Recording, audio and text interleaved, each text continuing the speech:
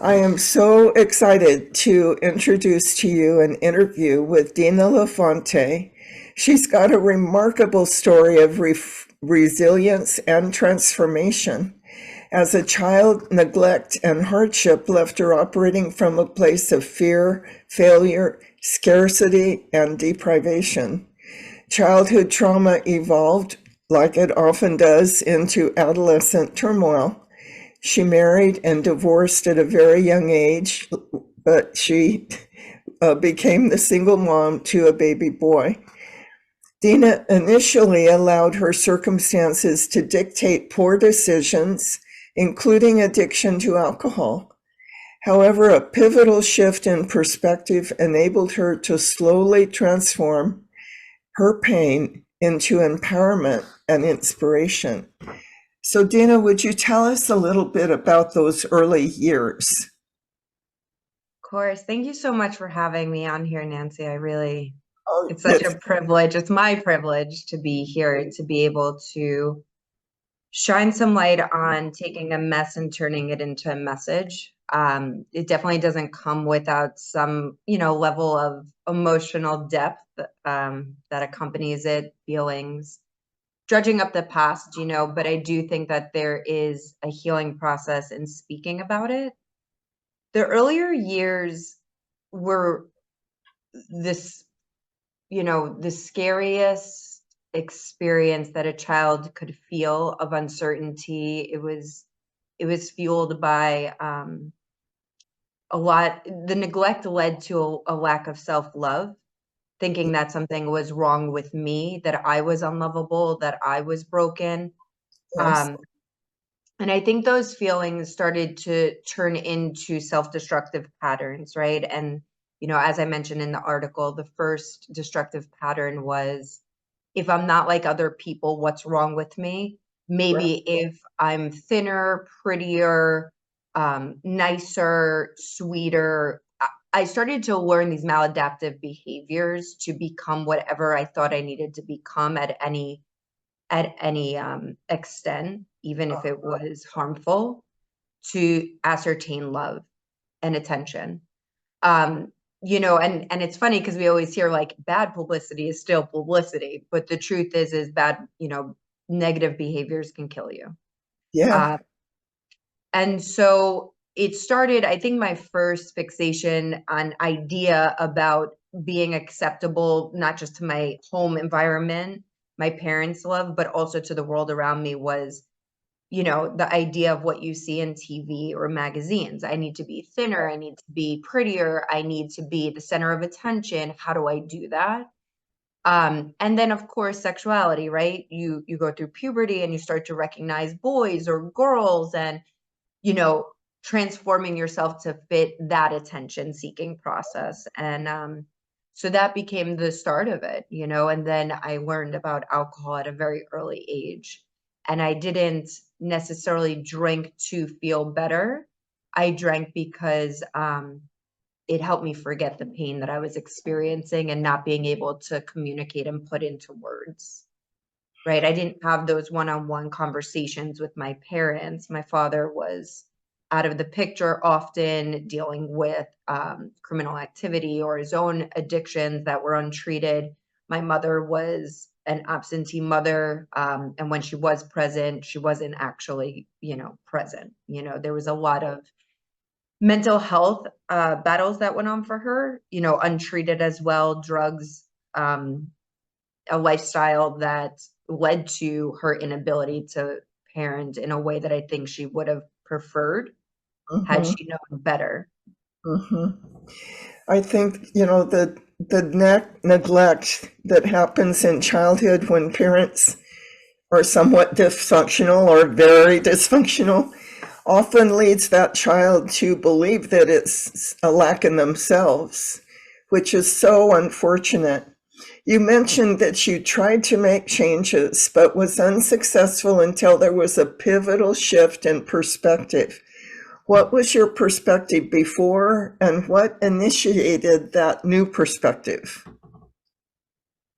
So the tumultuous decision making that accompanied those fundamental adolescent feelings evolved into other things, right? I have to change my location, I have to get to college, I need a stable roof over my head.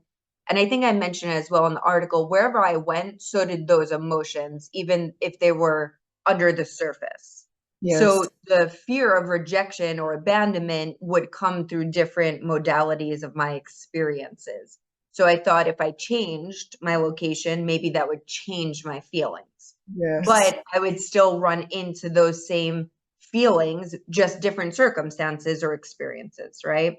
Right. And so, you know, there was definitely times in my life where I think that the opportunity to heal trauma and face those things that were under the surface presented themselves.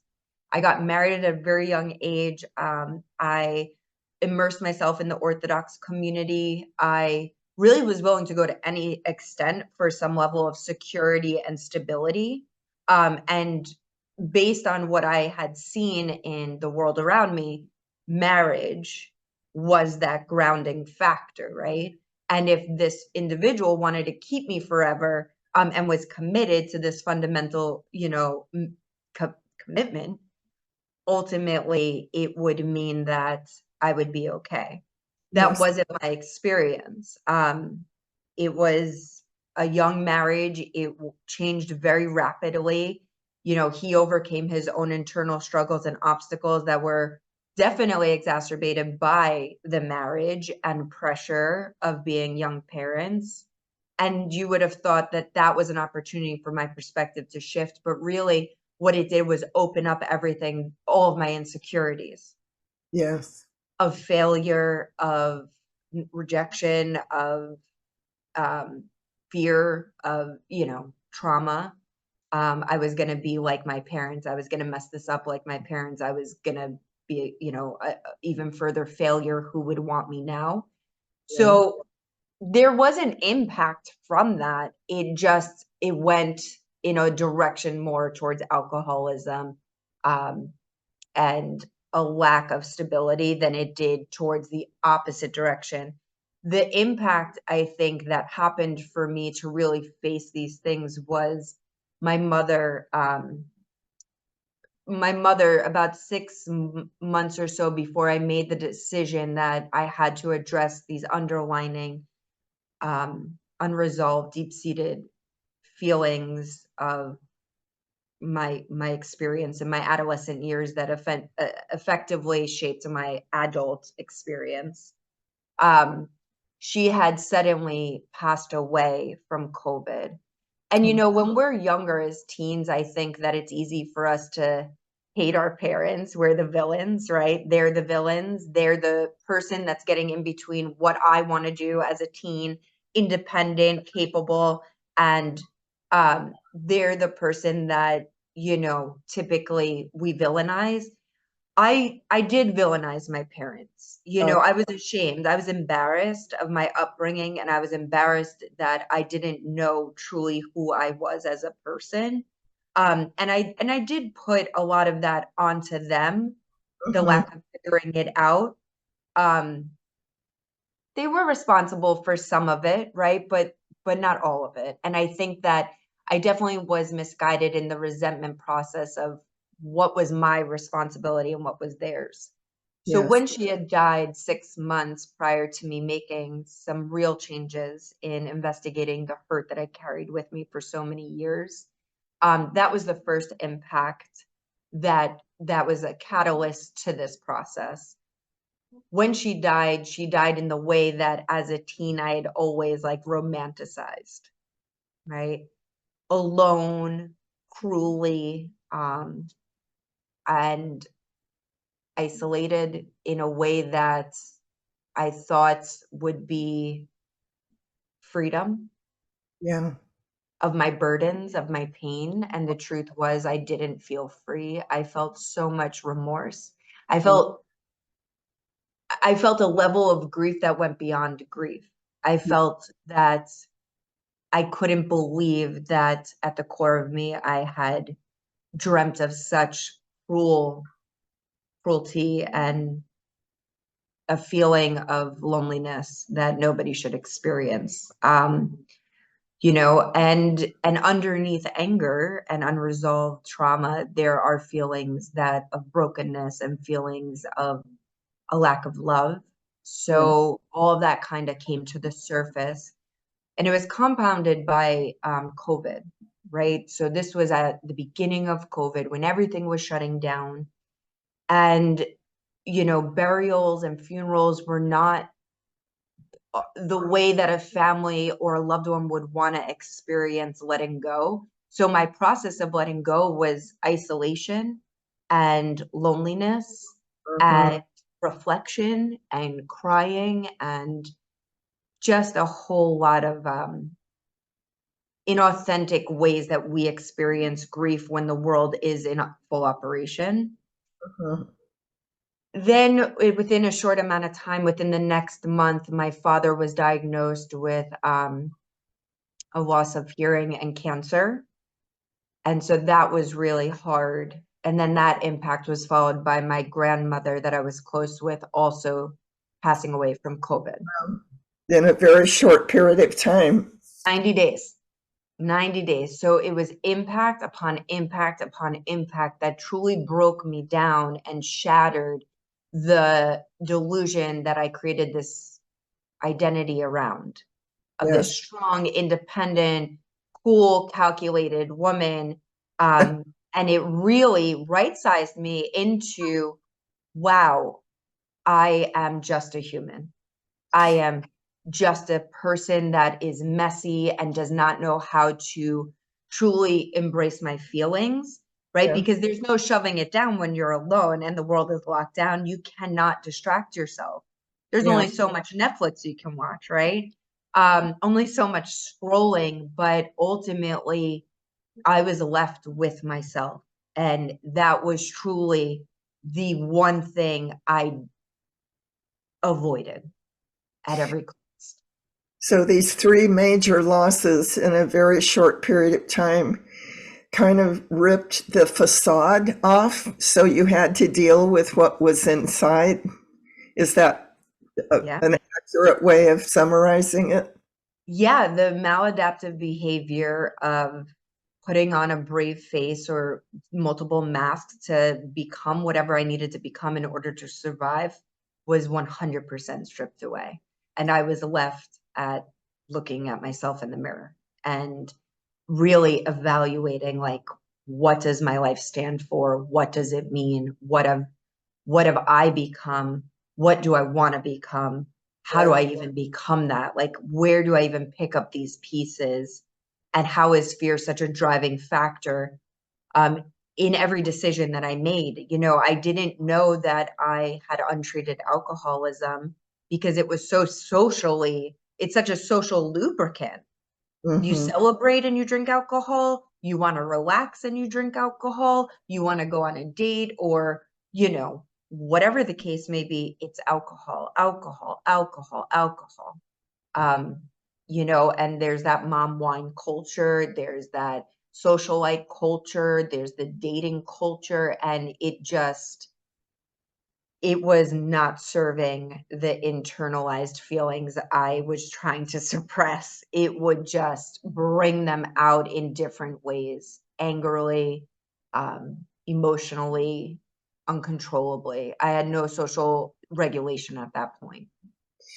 You mentioned this pivotal shift in perspective. Would it be accurate to say that before this time you were looking outside yourself for healing and for support, and after this shift in perspective you assumed more responsibility for yourself? Yeah, I think that my first identification was I can't drink alcohol, I cannot party, I cannot do those things like the average person because my response to it does Yes. not serve the version of myself I would like to become. But I think it's important to know that I did not know who I wanted to become. But I Yeah. did know that I could not live and survive the way that I was going. So those two things were probably the first year of understanding like I can't live the way that I was living, but I also don't know who I am or how to live otherwise, because those behaviors became so much ingrained in who I was. It's so hard to let go of what you're calling a maladaptive behavior when you can't see what's going to replace it. But That's that first year, the uncertainty. I had multiple identity crises. I had to deal with tons of ego deaths and learn how to even be vulnerable enough with myself, let alone the world at large. Like I could not get close to understanding the fluidity of love. I could not get close to understanding how to accept what I had experienced throughout my life, right? Because it wasn't just the dysfunctional home life as a child. It was multiple decisions that placed me in horrific experiences that I pushed to the side. I pushed to the side. And, you know, looking at all of those things laid out in front of you, there's a level of acceptance in order to let it go. And I think that that becomes very challenging because of what you're saying, that uncertainty. If I let go of this pain, then who am I? Because that's yes, all I've known. yes. Major change rarely happens instantly. I'm so glad you emphasized in the article the length of time it took for you to implement healthy changes. Since that pivotal shift, since you experienced those 3 deaths in your life, how long did it take to achieve a healthier and normal? The first year, and I did think, thank you for recognizing the timeline breakdown, because I do think that people, when we want to make a change, we think that it comes from the willpower of making a change. I've made the decision to make a change. I want to be different. I'm unhappy with ABC. But ultimately, what I've learned over time is I have to be able to hold the space to have the change last and sustain in my life. Then Yes, once I could do that, I could integrate real, experiences that are the change, right? So wanting it and then holding space for it and then living it are so vastly different. yes, yes, I you're mean, so right. it is. So the first year was, I want this change. I want this change. I want this change. What do I identify that I want to change? Once I identified that, along with, key people that I will be forever grateful, I count as blessings in my world, it was okay, I've identified what I want to change. How do I hold the space to be that? And then the experiences that are presented for me to practice that. Yes, So I don't automatically wake up, it changes and I'm feeling better. It's like, no, now I'm faced with, if I want to learn patience, I'm faced with every slow driver in history to learn patience, right? If I want to have healthier relationships and communication that accompanies that, I'm going to be faced with the experiences to practice that. There's a lot of humility that happened in my first and second year of these changes and healing process. There was a lot of, me having to go back and doing it again. A lot yes, of apologies, hey, I didn't say that well. Can I try it again? And there was a lot of grace that has been offered to me that taught me how to offer grace to others, even when they're not seeking it. That, and I talk about the empathy happening in 2 parts, so that I wasn't any longer a people pleasing individual. I didn't say yes so you would love me or like me.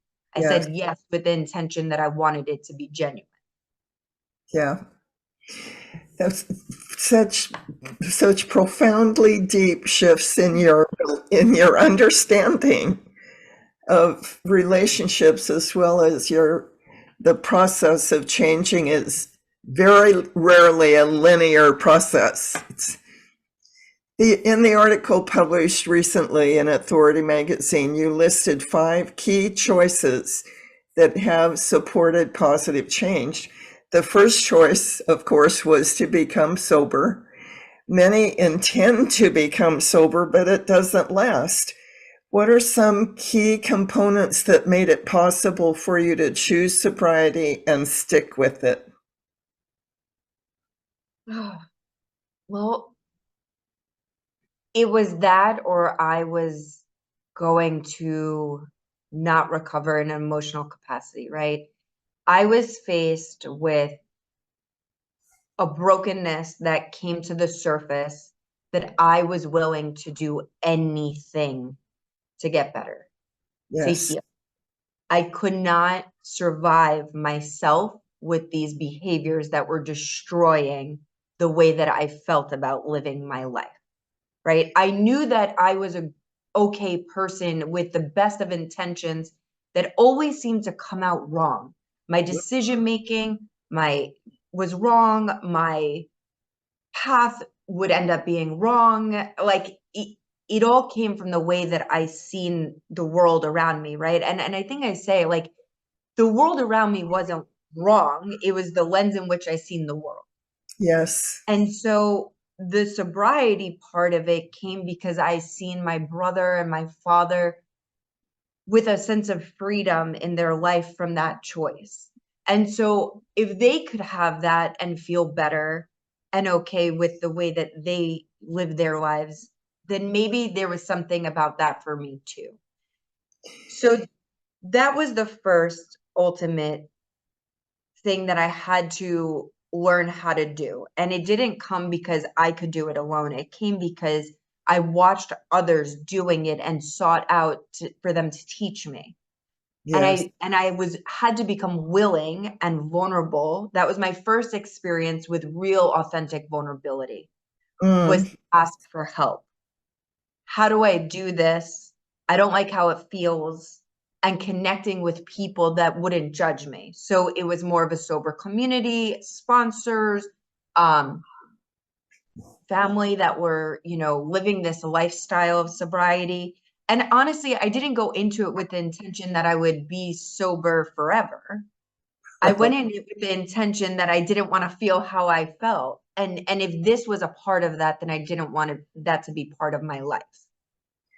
So you As saw sobriety as part of a bigger picture of, and you were so committed to a happier, healthier life. And the awareness was that alcohol wasn't going to help you get there. if that was part of it, because every time I was faced with feeling a deep emotion come to the surface and I would reach for a bottle or something else to distract that emotion and push it down, then those were the things that I had to let go of. Okay. Being Investigating alcohol was part of that.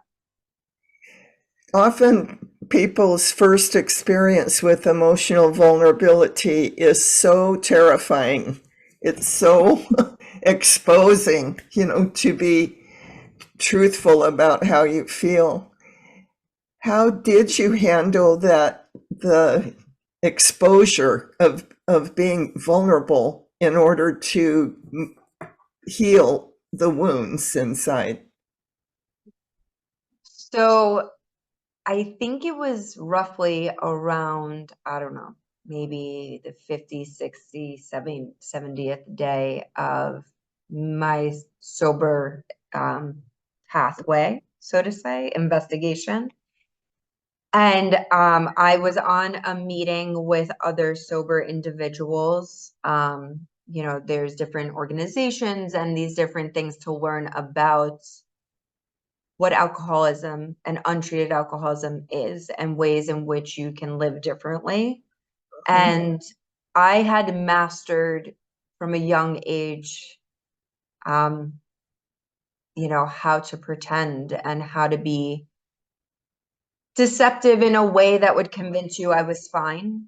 Yes. The art of deception. I would dress it up with makeup and high heels, and you wouldn't know that I was silently dying inside or how I felt. And that was my poker face. And so, in the path of walking through this, sober, curious lifestyle at first, there was a lot of sharing and so on. And so, I had mastered hearing how people were sharing very quickly and adapted that.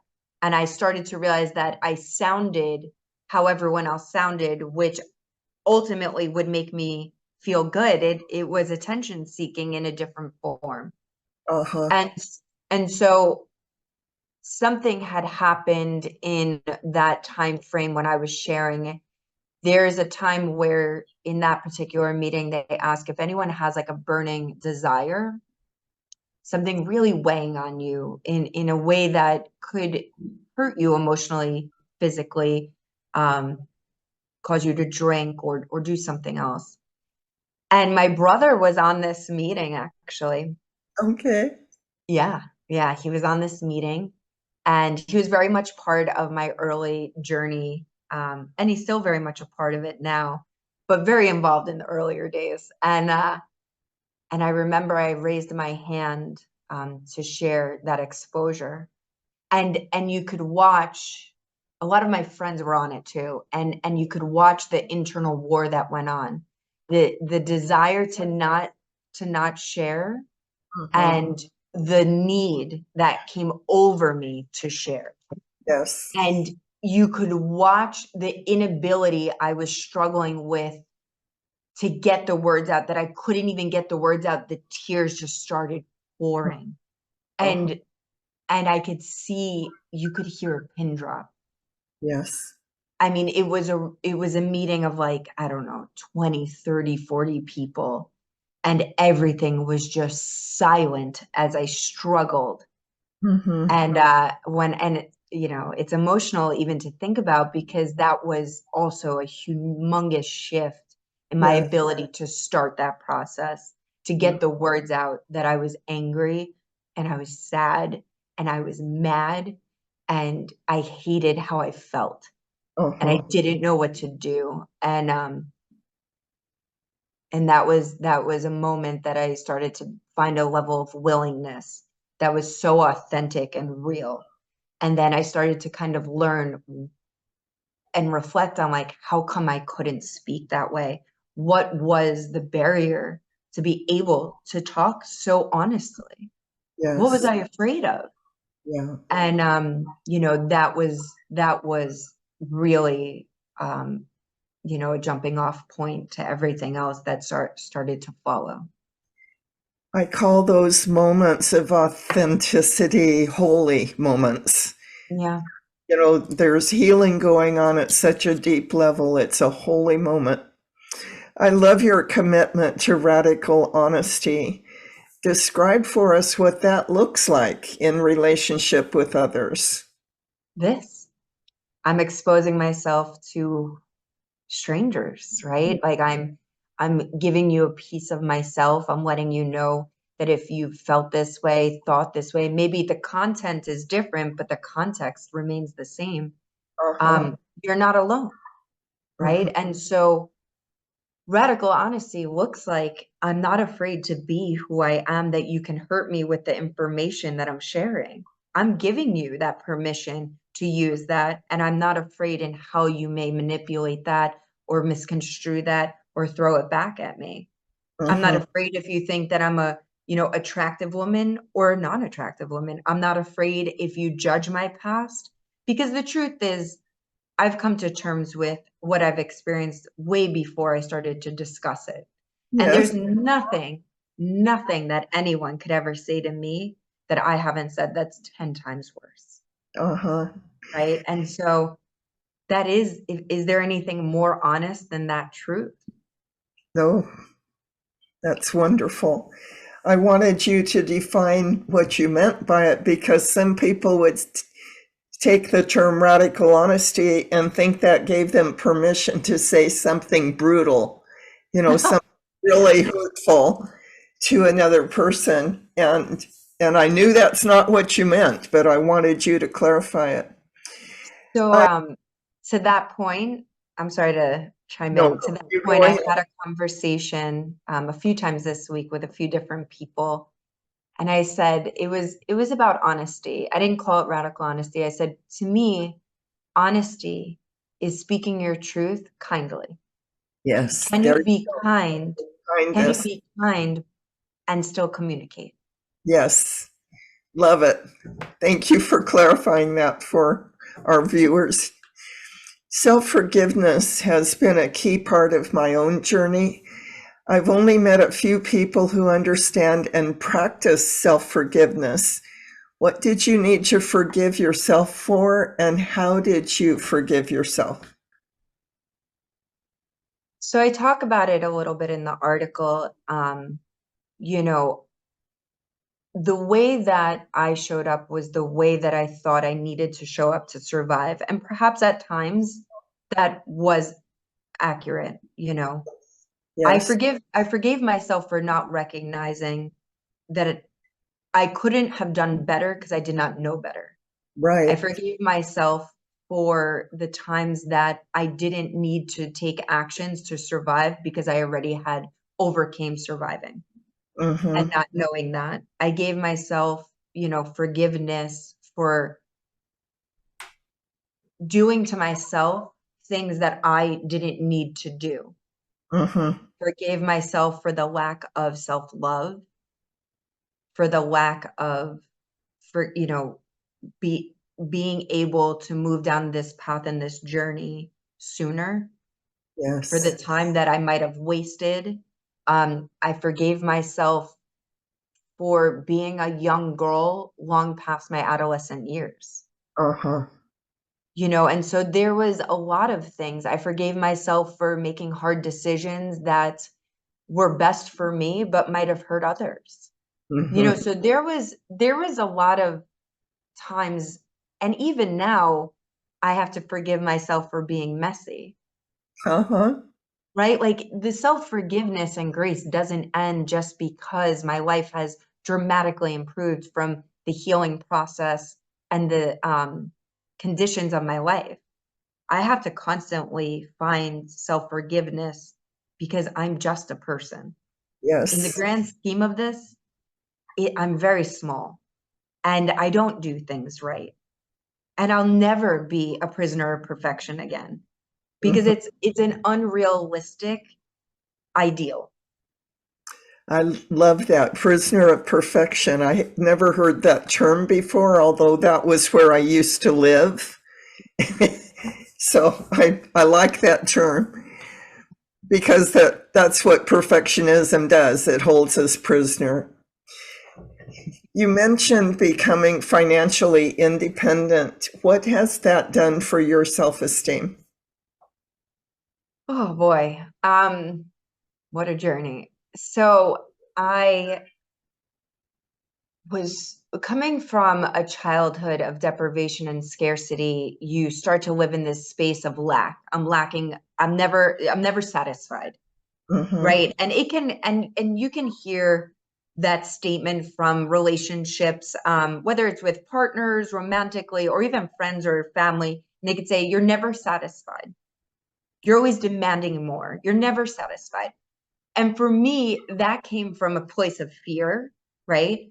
So regardless of what I had accomplished, whether it was accolade wise, recognition wise, financial successes, accreditations, it didn't really matter. It never felt like enough. Yeah. And I think I also referenced this in the article. I was a strong starter, but man, was I afraid to be a strong finisher because on the other side of that failure was success. Yeah. I was petrified because that would change me. I was no longer that broken girl, that young girl. Um, I had to be somebody different that I didn't know how to be because Mm-hmm. I hadn't learned. And so the finishing part of those successes never, I would get right to that finish line and be about to cross over it and then find some reason as to why I couldn't. Yeah. Whether it was single motherhood, whether it was stress, whether it was not the right fit, whether it was I wasn't good enough, whatever. I could find any excuse, right, to get in my way. Mm-hmm. So the self-sabotaging behavior dissipated the further I got in the healing journey and overcoming the trauma. Mm-hmm. Slowly, small triumphs started to, that mental agility, flexibility started to outweigh Mm-hmm.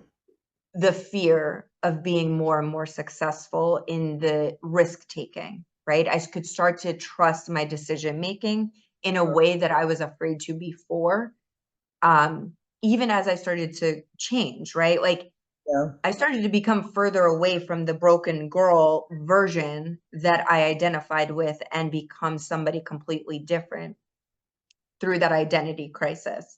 Mm. And the more I would take steps forward to success, and it could be small, it could be consistency with success. It could be budgeting as a success. It could be an accreditation or going after a job that I really believed I wanted to explore as a success. Um, I started to realize I stopped living in a place of fear that I wouldn't have enough, and enough started to come. You know, Mhm. I have a relationship with God today and of my own understanding, right? Outside of religion and confinements. And so, you know, you said there's this, that sounds like a holy moment.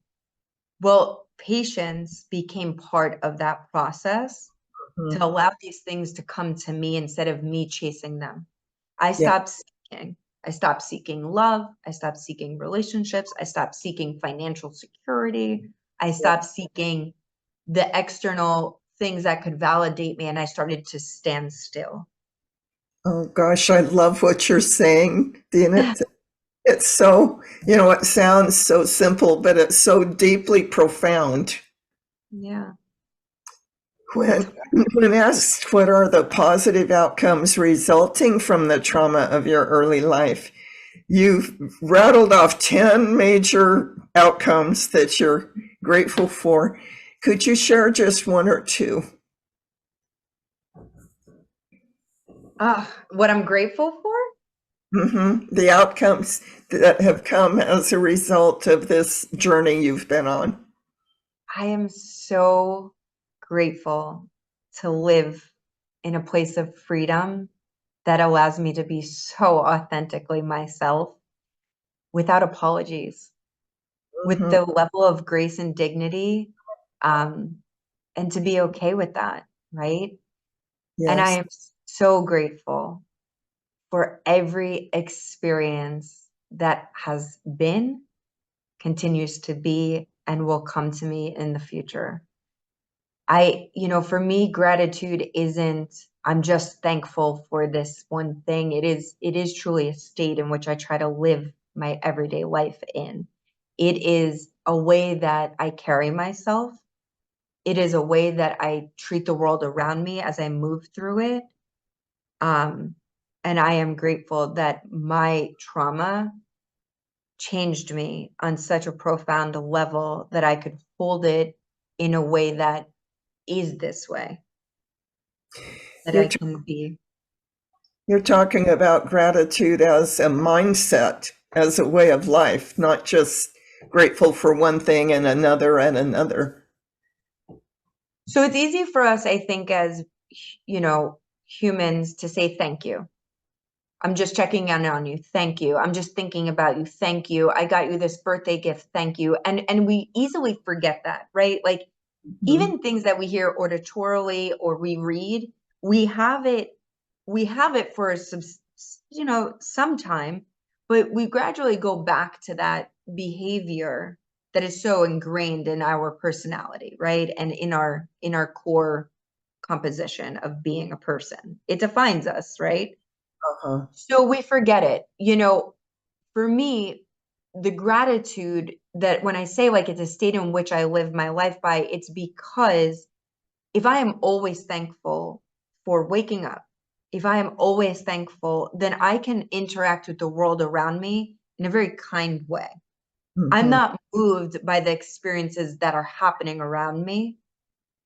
I'm that constant presence of calm, or I am that peacefulness that can see things from all sides. And I Uh-huh. think that's so valuable when we are moved very easily by our emotions in our experiences. And so the gratitude that I live by is a way that I interact with you as I would my son. Mhm. You and your brother co-authored a book. Is it available to the public? Not yet. yet, It's but not available yet. God willing, it will be a 3-book series. And it is very exciting. It is a passion project that started out as a joke. Like, and we just recognized that how differently we saw our experiences that were happening on the same timeline. yes. So it's a book about our lives that are happening from the same timeline, but different perspectives in the Oh, chapters. interesting. That's going to be so interesting. Do you have a title? So we are looking at burning in the ashtray Okay. for Do the you, first one. The second one, we know that the third one, because it's a 3-part series, hopefully, the third one, we're looking at higher love. yeah, We both came together in a different way in the future when we both certainly should not be here based on our experiences, which you will learn more about because it's a very traumatic, windy road. And I hope that within the next year, I'll also publish a book on failure. I'm looking forward to that. I hope you'll make sure that we all hear when they're Or, available. yeah. I'm going to recommend that the viewers who are watching this interview read the entire article in Authority Magazine by Yeah. Dina LaFonte. She's a senior counselor at Mountainside Treatment Center. I looked it up online, and Mountainside Treatment Center has many locations. Where is the particular one where you are practicing? I'm in New York City, Chelsea. We do have several locations, Long Island and Huntington. We have Ramsey in New Jersey, Chappaqua.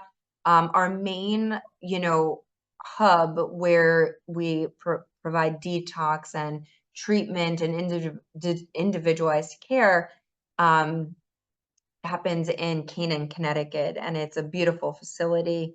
This company organization is very near and dear to what I believe in alignment wise, the core fundamentals, a standard loved one's care that we want to provide people in their healing journey through treatment, sobriety, counseling, family, all the dynamics that we can experience through trauma and through addiction, to help them see that there is a life worth living and there is a process of healing. While it might be hard, it's so, so worth it.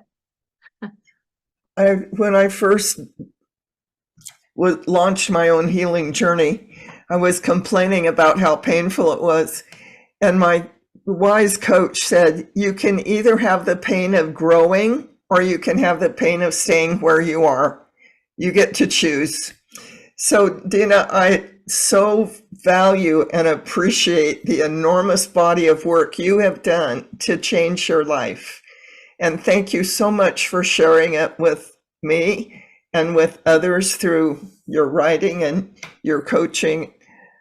Thank you so much for spending these few minutes with me today. I appreciate it. Anytime that I can relay a mess into a message, it's very valuable and significant. So it's honestly my honor to be here and for your time. My privilege. I hope you have a wonderful rest of your day, and thank you again. Bye bye. Thank you, Nancy.